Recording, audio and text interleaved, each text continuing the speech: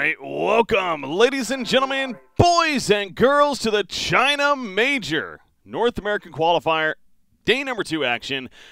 Day number 2, but actually with how it works out here with 3 teams from North America ultimately qualifying, we will know which 3 teams by the end of today are ultimately qualifying for the main event. Excited for it. With that in mind, I am BreakyCPK, joined by Elevated as your casters. Let me clarify something I just said right there. We're only going to know 2 of the 3 teams.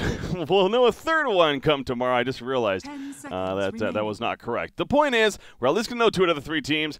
Could possibly be one of these 2 teams. We have a lower bracket matchup from Group B happening. A rematch as these 2 teams matched up earlier in the group stages just yesterday. Team taking on J.Storm here in this best out of 3. J.Storm won that previous series. It did go the distance, though, a 2-1 in their favor. So excited to see if Team can get that revenge, or if J.Storm will keep it strong and advance on to the playoffs. So here we go, the draft underway. Phantom Assassin going to be our first pick. Elevated. Been seeing this hero a lot. Yep, it's I actually want to check what the win rate is, but as of yesterday, the win rate on this hero was 71% or something like that. Something ridiculous. Oh, it's gone up.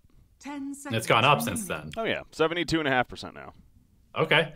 Well, yeah, it's clearly first pick material. The change to the blink strike, just giving flat attack speed, is one of the biggest things for this hero. Previously, you couldn't really use the skill to farm that well in the jungle, and also if you were to kill somebody early on in a fight or misclick it or something like that, it would just be wasted and you would be attacking relatively slow, since the hero has pretty terrible normal attack speed until you have a bunch of items. So that change in particular, and then just the fact that PA wants to fight, this patch is really all about fighting, and is just one of those heroes that scales very, very well into the late game as well. Now, J.Storm, I kind of feel like they were being a little greedy right there, because you also notice the Magnus was not banned, and this is another very popular hero, but you pair Magnus with a Phantom Assassin, and you might as well GG out at that point. So that's pretty gross. Part of me wants to think that J.Storm was like, oh, let's just see if we can have them not pick the PA, and obviously if they pick the Magnus, that would kind of ruin it too. Point is, they do get the Magnus themselves. They're going to keep it out of the hands of Team.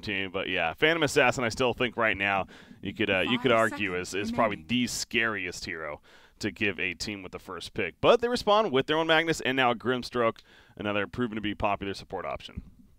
Yeah, I'm just so happy that Grimstroke is in Captain's mode now. It makes the games super exciting.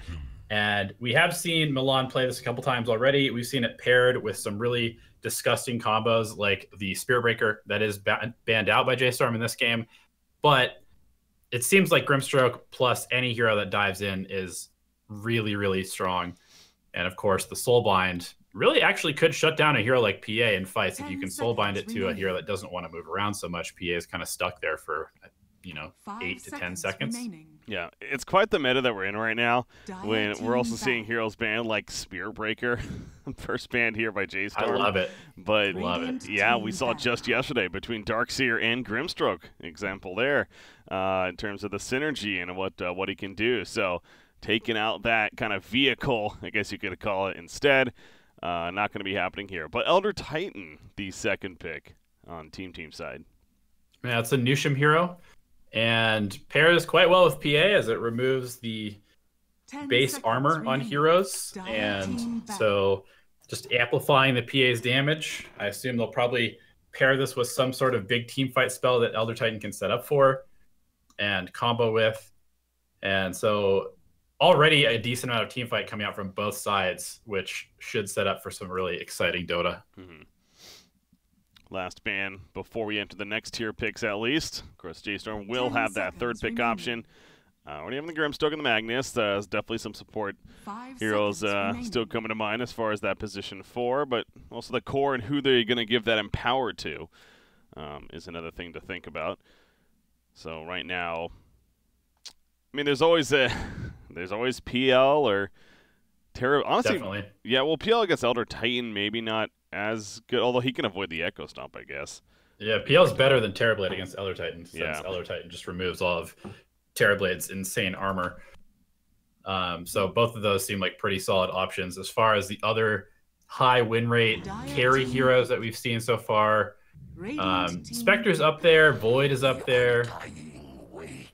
We're also seeing a little bit of play on... I think we've seen Safe Lane Brew like once or twice, but it's not really a carry hero per se. But yeah, the Void is something that is pretty damn good against Phantom Assassin and would be a good denial pick as well. Ooh, Batrider coming out. That's not one we've been seeing a lot of necessarily, but Batrider in the hands of Team on their side. One of the heroes that didn't really get much in the patch. Yeah, banning out the Slark before picking that as well. Slark, one of the best counters to Batrider in lane, and also a very good hero to pair with Magnus. Plus, Moo plays a hell of a lot of Slark, so I like that ban to set up the pick of the Batrider. Oh yeah, speaking of Moo, actually Monkey King is a hero that he loves to play. That's true. And pairs well with the Magnus, but they go Veno for now. Now again, that could be mid, that could be safe lane. So no answer yet necessarily. Yeah, we've definitely seen Bryle play this, and I think we also have seen Moo play it, although I think trending away from having it be a carry lately. It definitely seems more like the Bryle hero. And something that does pretty well against Batrider as far as, you know, slowing him down, making it really hard for him to actually get on top of people. And just the magic damage, meaning that PA is going to really have to focus on getting that BKB as early as possible. Yeah, that's what comes to mind for me. Just like I said, the magic damage, the idea that damage over time, where PA, obviously she relies on that blur with the evasion aspect, so these right-click heroes, but Venomancer, you know, if you dodge right-click from Venom, he's not really that concerned. The Gale, as well as the ultimate, going to do plenty of damage still, so no doubt I think that's part of the logic as well. And a pretty gross combo with Undying. You sap their strength, and they're taking extra magic damage. Oh, yeah. Not quite the same as when Undying used to amp the damage, but with his new, you know, HP percent aura, it's also probably just as effective. Oh, yeah. I would definitely think that. So, fourth pick for Team. I'm going to figure out what they want to do here now. They still need another support, you'd figure, again, unless it's going to be a support Batrider, which don't think we should expect that. So, I go back to Lich. He is still on the board, and obviously a hero that been seeing a bit of North America. The matches that we casted yesterday, actually, we didn't see it once, I believe, but I'm sure the teams are still aware of the power of Lich. So, yeah, IX Mike hero probably coming out here, and something like a Bane also seems pretty good. I know he plays that a lot. You want a fast and also aggressive laning hero, otherwise you're going to get run over by the likes of the Grimstroke Magnus or Undying lanes, whatever they end up pairing it up as. IX Mike, that captain role as well, figuring out, going to go nearly all the way with the reserve time, down to 15 seconds or so now. Could also see a Silencer. Silencer seems pretty good here. You can pair that with the Batrider initiation, so they can't counter with the Magnus or anything else really, and not necessarily the best defensive laner, but pretty good aggressively. Interesting. Wow, yeah, they go all the way to the wire, 1 second reserve time, and then they settle for a Sand King. Well, I'm confused now. Yeah. Maybe it is a support Batrider, actually. It's possible. The thing is that IX Mike has traditionally been an offlaner, so a lot of these offlane heroes are in his hero pool very comfortably. We've seen Puppy with great success playing offlaners as the 5. So it could be a Bat. It certainly could be a Sand King. Sand King more likely going to be the offlaner, and I still think it's going to be the Nusham Elder Titan. Yeah. Radiant team ban. The ban Medusa. Obviously, they still need a mid. I mean, that's pretty much a confident thing we could say, no matter what the supports are going to be.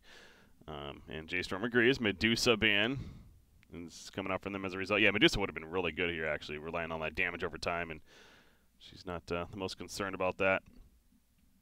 So, taking that away. Team, thinking of their ban. Again, Monkey King, I still look back at that. I mean, I suppose against PA, maybe not Monkey King's not the greatest, but... yeah, decent against the Sand King in lane, since they both want to bully each other off the lane.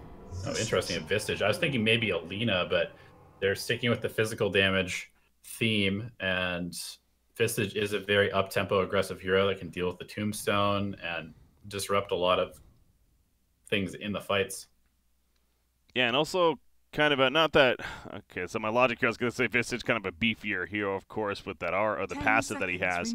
Phantom Assassin not really beefy, but the idea of the blur and the evasion, 5 seconds remaining. you know, kind of kicking in right there. So when it comes to this physical presence, yeah, they're taking away the potential of it. But, I mean, I still think that Phantom Lancer is another one, no doubt, that we could see here from J.Storm. So that or the Monkey King are the ones that stand out for me.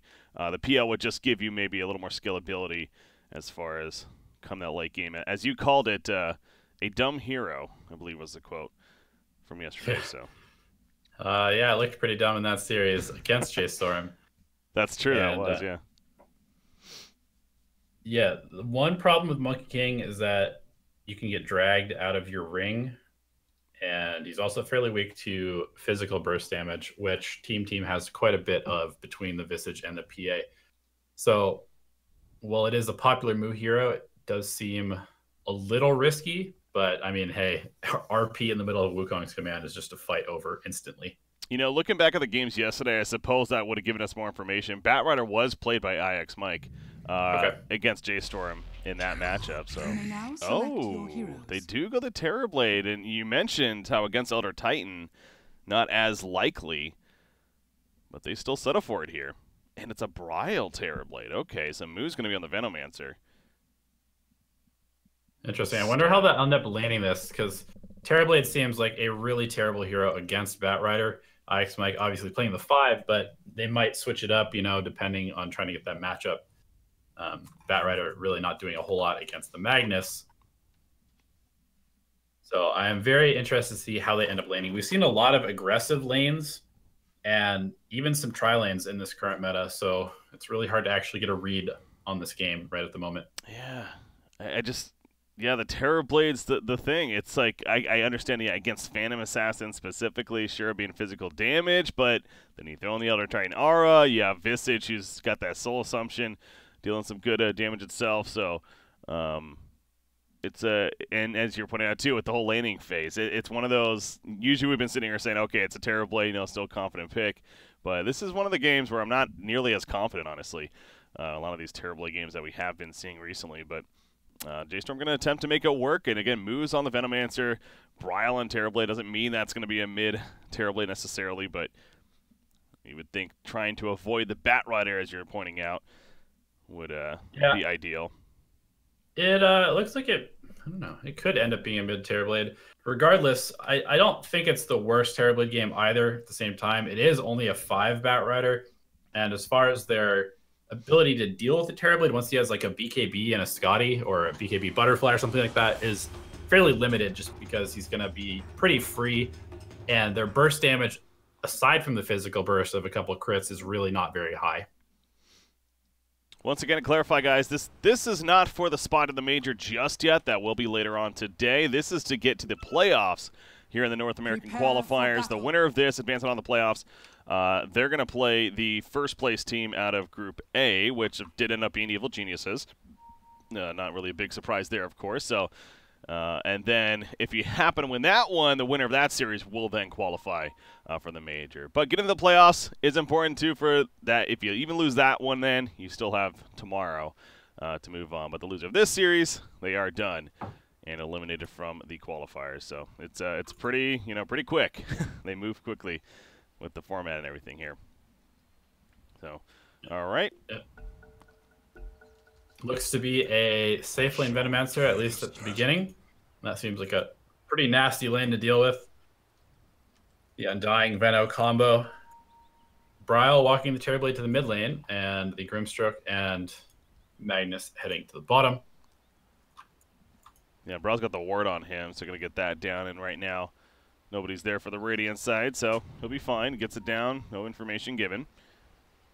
Obviously, team, you'd have to think that that's part of their consideration as well, but could you imagine if they just put Batrider mid-solo? IX Mike, I don't think they're going to do that. No, it's not going to happen. You did mention it. It is a very favorable matchup for the Batrider, but that would be probably quite a stretch 30 seconds to battle. To expect here. But they are at least going to see the Undying at the top lane. Don't know if they've seen Venomancer just yet. And so they might not be 100% sure if that will be the case up there. But Ryoya, he's all the way down here at the bottom lane by himself, hugging the tower. Yep, traditionally they're mid player, but Sammy Boy also coming from a mid player background, having transitioned to carry just for a couple of his teams. He's definitely a well-known Visage player, so fits into his wheelhouse quite nicely. And there we go, Visage heading towards the middle lane. Elder Titan looks like he's going to walk, or he's even just going to TP to the bottom lane. Grimstroke, well, not the creep wave. Obviously can't pull the first creep wave, though. So I don't know if he's trying to scout somebody else, maybe trying to block right there perhaps, but... Yeah, put some early damage on them with the Inkswell on the creep wave and a hero. It would be quite a bit of burst early on and disrupt their ability in the very early stages of the laning. And Milan pops at Inkswell. He's going to run at Nusham. Yeah, Ferev, who's just going to put a couple of attacks in him too. Ferev doesn't have anything leveled up just yet. No doubt that Shockwave, though, is a very strong laning tool, but he does get the Empower at level 1.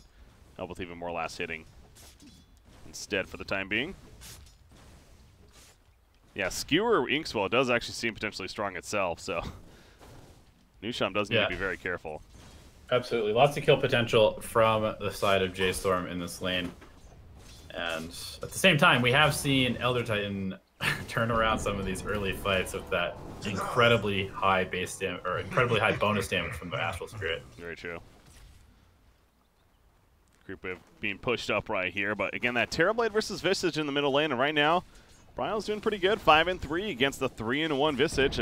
Visage is one of these heroes, though, where it always feels like it's the same theme, where it may not do the best early on until level 6. Obviously, with the familiars, kind of change everything. Milan, by the way, bottom lane. I was wondering if that was going to develop into something more. He is fine, though, in the end, and Nusham also takes plenty of damage, but no first blood just yet, but they are not afraid to trade attacks there.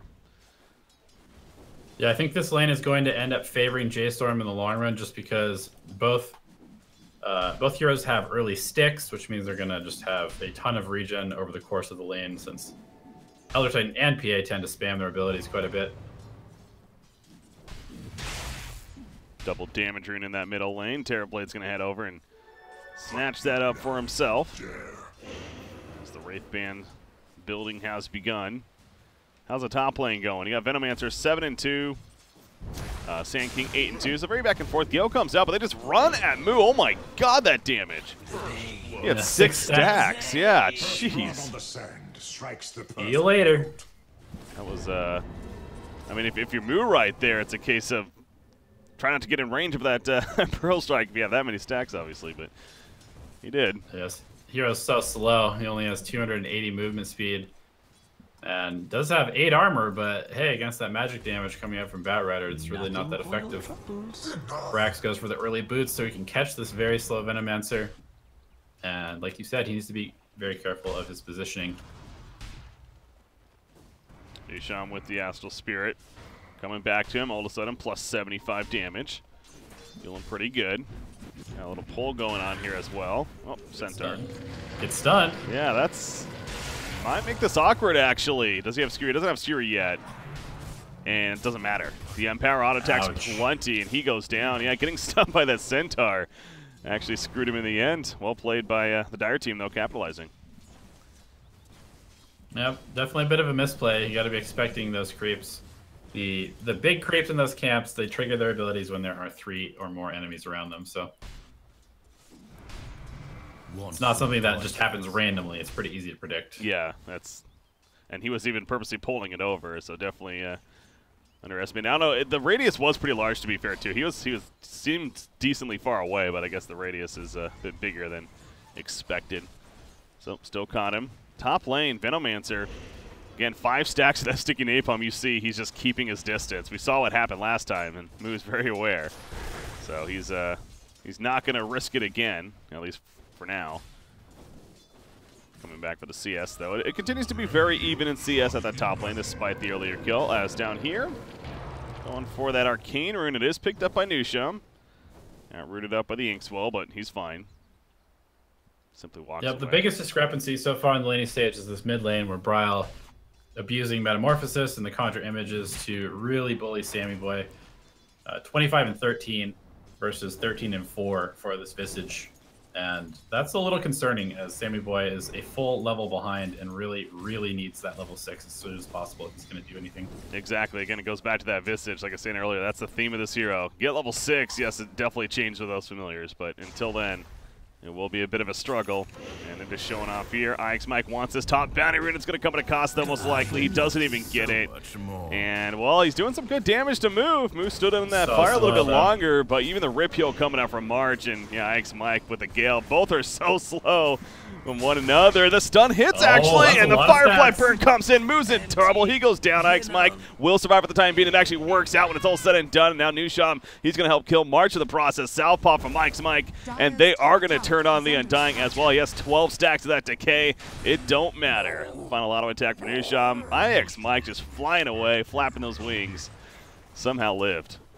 The plays right there. That was very nicely done. And, man, it's just so funny. It's like a slow motion so sticky. Car chase right there. Bottom lane. Bottom lane. He needs to Phantom Strike away, maybe? Yeah. He is going to strike away and survive for now. Probably still in trouble here. Shockwave up.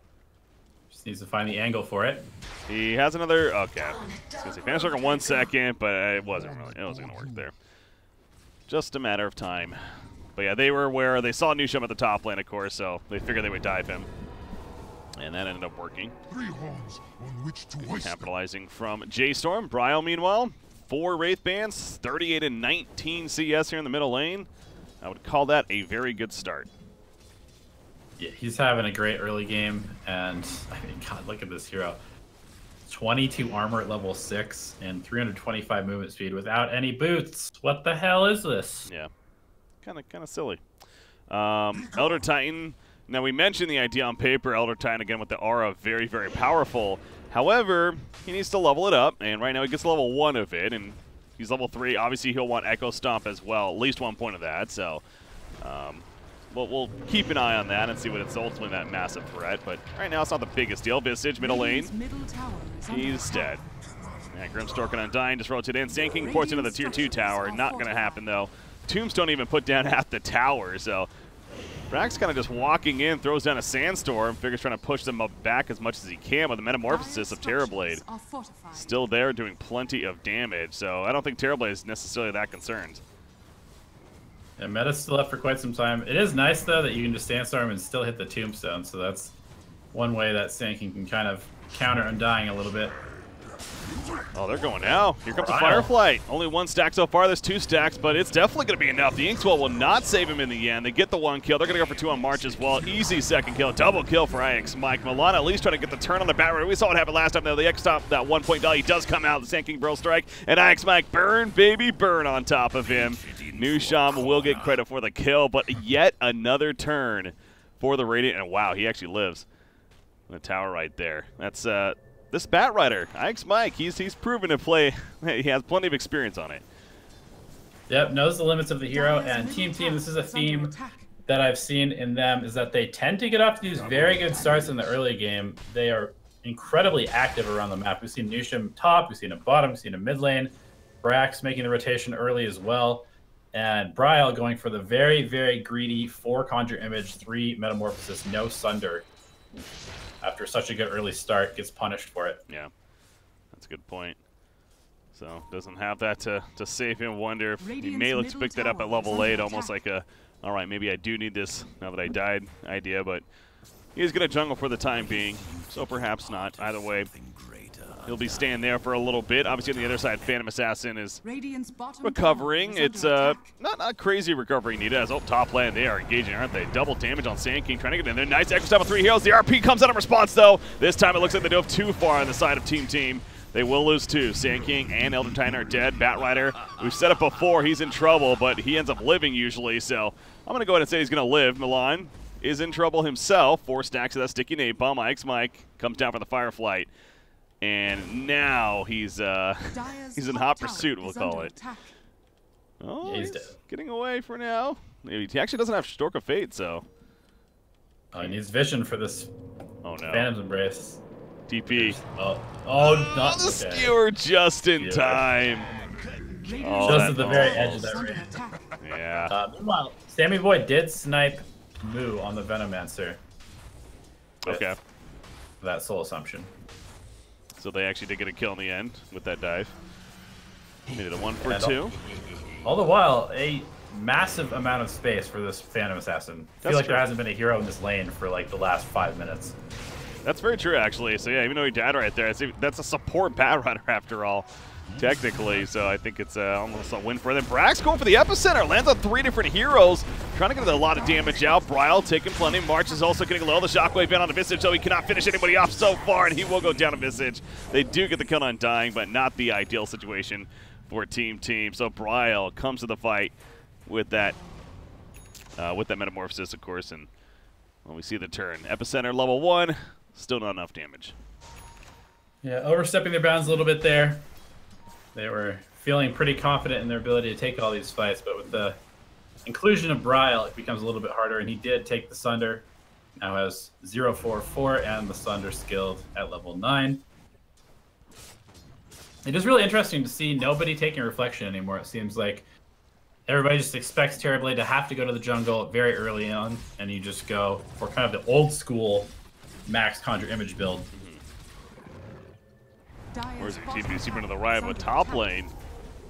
Okay, not going to engage this Elder Titan, trying to stall this top push for now with his Astral Spirit throughout the stomp.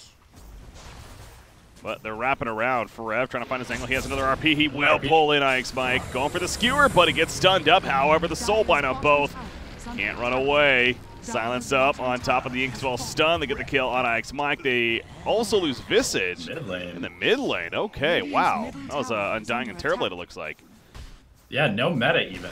I missed that as well. I don't know how he went down there. Let me see the death No Tombstone expended either. I mean, oh, Sunder. It was an initial. Sunder play. Yeah, it was an initial Sunder. Okay. Yeah, the death recap. Thanks, Dota Plus. Useful for something there. Oh, Phantom Assassin though. He finds Undying. Phantom strikes. Says you can die after all. That's 366 gold going the way of Phantom Assassin too for that kill. Nice. She'll take it. Battle Fury's coming close. 2,300 gold now saved up. Yep, enough for the Demon Edge. Wonder if he'll pick that up or the Perseverance first. But like I said, PA has been bought a lot of space by her team, and they haven't really just been feeding away kills left and right either. So that's exactly how you want this to go if you're Radiant's Roya. bottom tower is under attack. Sammy Boy though, been a bit of a struggle for him. He's trying to finish Helm with a Dominator, it seems like, as well as that medallion he has earlier on. Gonna Yeah, CS is very low. Barely above his Sand King. Oh yeah. So pretty delayed by that bad mid lane matchup and a couple early deaths. He's also fed away quite a few familiars already. Interesting with the build on Elder Titan, by the way. I was mentioning this earlier. He does choose to now max out the Echo Stomp. I wonder if he's even going to go the Astral Spirit first, because again, at that point, I mean, natural order, even level 1, 40% is nice, but it's really not, he's not the counter to Terrorblade necessarily until it's 100%, I feel like. Removing all Yeah, the it's more of a late game ability. So let's just act like it's working right now, and then we'll know in 5 minutes if it actually has been going through. All right, well, anyways, guys, hopefully we're back. I do apologize. I don't know what the issue was. We've been in the game this whole time, but apparently the stream decided to go kaput. Anyways, so the Dire team, just kind of a recap here of what I think you guys missed. J.Storm, they did end up pushing the middle lane. They caught Ryoya out in a pretty bad position. The Butterfly was finished on Terrorblade. They caught Ryoya out, they killed him, and then they pushed the middle racks on top of that. As a result, I'm not sure if Phantom Assassin bought back. It doesn't look like it. No, she just stayed dead. But they did get the melee racks in that middle lane. And that's kind of the big picture there as far as how this game is now gone pretty bit in favor of J.Storm after that push. This Terrorblade and the farm that he has obviously is looking ridiculous right now. He just finished an Eye of Scotty even to go with the Butterfly and the Manta style. Yeah, he's unkillable. I don't see any way that Team can kill this Terrorblade, even without a BKB. And It's kind of just the story. Who would have thought? Terrorblade's still a good hero. What are you gonna do? What are you gonna do exactly? Phantom Assassin, Desolator, to go with the Yasha, and she's actually gonna try to go Manta style herself right now to help her out in these fights, but it just doesn't seem like that's gonna be the biggest game changer, honestly. No, she needs a Manta and an Abyssal Blade before she's really gonna be able to threaten people.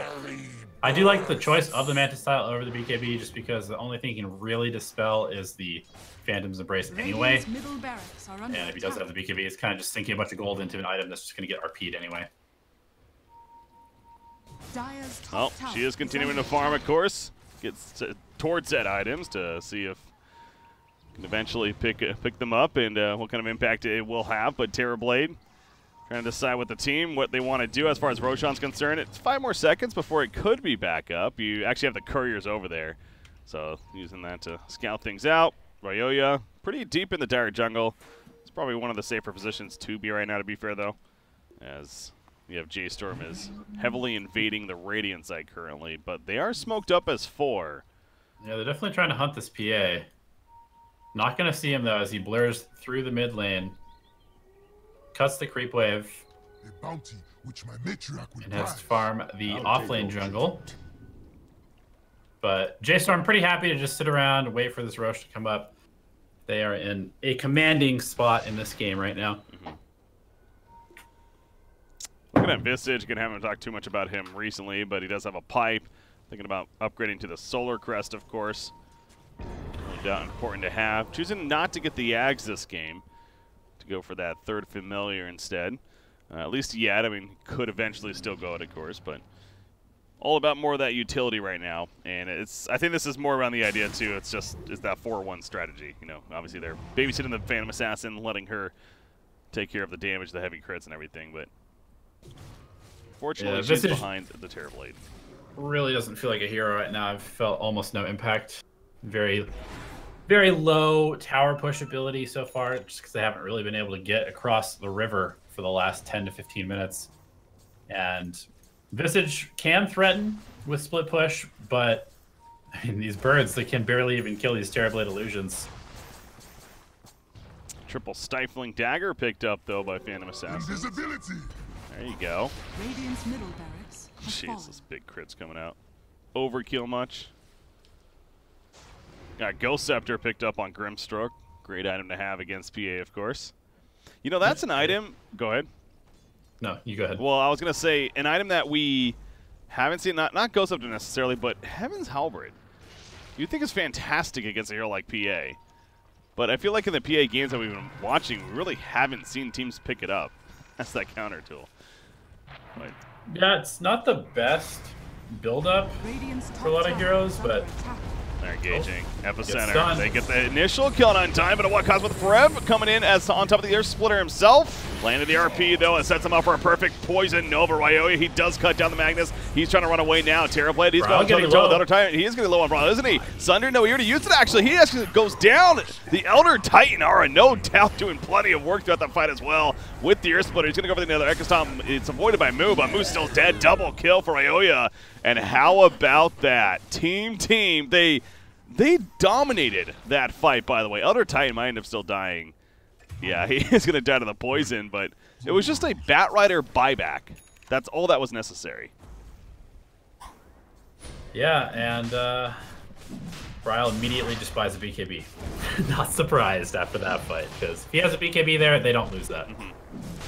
You could definitely tell the impact of that aura. And again, natural order, it is maxed out now, so 100% base armor, as well as magic armor. And remember, this Sandstorm does 100 damage per second, 150 damage per second with the talent now.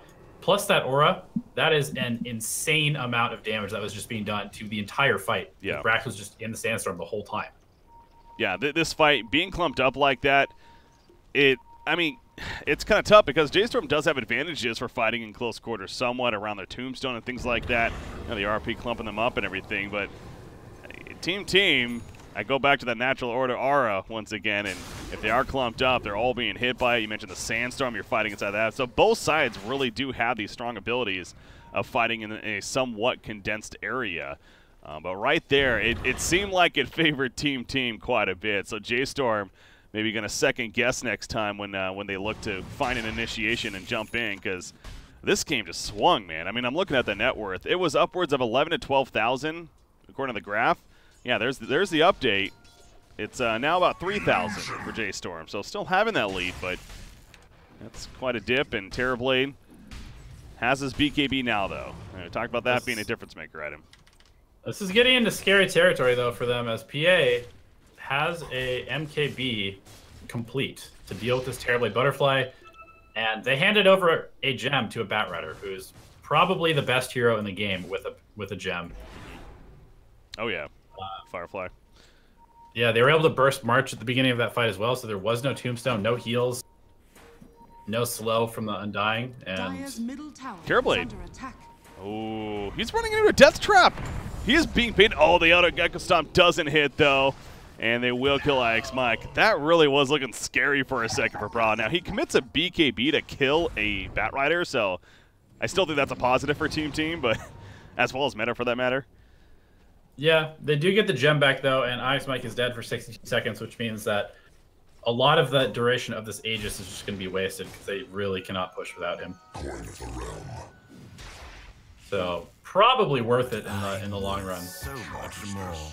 Oh, finds a double damage room that he's gonna farm throughout the jungle with. So not the greatest objective ever to do that with, but at least making some use of it, taking it out of the hands of the PA. But by the way, PA, yeah, now again her acceleration is definitely here. And Monkey King Bar's finish. You talked about the Abyssal Blade also being really good. She is gonna go for that next. Part of me is a little surprised she didn't end up going to BKB, to be honest. It does feel like there's plenty to mitigate here, damage-wise even. And now with the Sunder, again, it cannot work against BKB targets. So I think there is a lot of value in a BKB still for the Phantom Assassin, but at this point, she's just not going to get it. Yeah, the thing is, though, they really, I mean, I totally agree. BKB is valuable against the Sunder. Against the RP, loses quite a bit of that appeal. And just the fact that Sammy Boy is so underfarmed, PA really has to do 100% of the carrying. Terrorblade. The initiate on top of him. He is going to be healed up. He still has that Sunder and top Zero Splitter as well. The RP in response. And Sand King will fall. Ryoya, he's trying to get the kill on Terrorblade, but he's just too damn tanky. That's an Aegis. It's like the same spot where they fought last time. And somehow it goes completely different. In fact, the exact opposite. A rampage for Cryo. That's game. That might as well be. And you know what the biggest difference was? Is that BKB on Terrorblade. BKB and the fact that Team just decided to take a fight uphill with no vision into a fully set up J.Storm. Yeah. Not ideal. I have no idea why they took that fight. Just when they were really starting to climb back in and giving themselves a chance. They get antsy, get excited, whatever it may have been. They overstepped, and that could very likely be Mega Creeps. Terrorblade's been pushing tier 4s during this, so a little bit, maybe they just thought the game was absolutely over, but he's going to come over here now and finish off the racks and get those Mega Creeps for the team. PA is still dead for 40 seconds, so obviously without the PA, their damage is, I think it's safe to say, very lacking. Epicenter, that's really not going to do a whole lot. And in fact, they're just turning on him. The Soulbind back here, the double silence comes out with the Phantom's Embrace, a Shockwave on top, and you can just tell team's in that overtime phase of let's just see what we can make happen with the chaos and pad those stats though if you're J.Storm. Game 1 is no doubt going to be their favor. And there you go. Turns out BKB is a good item. Pretty good. Pretty good. Bryle finishes 16-2 and 3. I think anyone concerned about TB being out of the meta, no concerns. No, this whole week has proven that that's definitely not the case. So, if anyone was worried that Terrorblade would be disappearing, don't worry, he's still fine. Yeah, 17-2 and 3 by the way. He got the one more at the very end there. So, give him respect, all right? Very important. Very important there. But yeah, no, J.Storm, very well played. It had its question marks, I want to say, as far as the draft went, back and forth. Either side definitely was a bit of, how was it going to shape up? The choice to send Terrorblade middle, I think, proved to be a very good decision, of course. He wrecked Visage in that middle lane matchup, and he was able to accelerate from there and Again, we saw the end result eventually, so perhaps one of the bigger things. But something tells me we're almost going to see like a completely different draft in Game 2, possibly from both teams. But who knows? Who knows right now with 7.20? Yeah, we've seen the Terrorblade really heavily prioritized by J.Storm, so it's definitely possible they just pick that up again. The Visage pick really... Was that the last pick? Yes, it was the overall last pick, I think. It was 4th pick. Was it the 4th pick? The picks are messed up. They're definitely messed up because Grimstroke was not the 10th pick. No, yeah, it was a last pick Visage, definitely, because the Okay, Sand King was 4th, I'm pretty sure. Yeah, that's not what you want out of a last pick hero as far as impact. And when you think about it, it just, I don't know, it just doesn't really match up against that lineup that well. Like, it kills Tombstone, but other than that, what does Visage really do? Not a whole lot, as we got to see that game. So, a redraft as we go into game number 2. That's why it is a best out of 3, after all. Well, it usually is in most cases. Draft can go one way, in this case for J.Storm, as well as a play from them. But Team has a chance now to prove they're still worth and force a game 3. They did in the previous series just yesterday against these guys. They're looking to do that again. So stay tuned, guys. I'm BreakyCPK, joined by Elevated. We got game number 2 coming up next.